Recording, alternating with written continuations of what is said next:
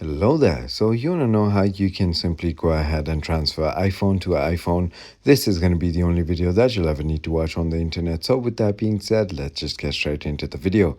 First things first, all you need to do is whether it is a file or photos, anything it could be, simply go ahead and select it. So for example, if I want to share this, all I'm going to tap is going to be on the bottom left right over here, and then click on the airdrop right over here. So make sure that your airdrop is on both devices right over here. So put it to everyone for 10 minutes, and once you've done that, your airdrop is going to go ahead and pop up. So this is going to be for the same for Mac and also the iPhone to iPhone. So just simply go ahead and tap on the iPhone. That is going to go ahead and pop up. For me at the moment, I just have the Mac, so I'm just going to simply go ahead and show that, and there you go. Once it is transferred, as you can see, I can simply go ahead and look at it on the Mac.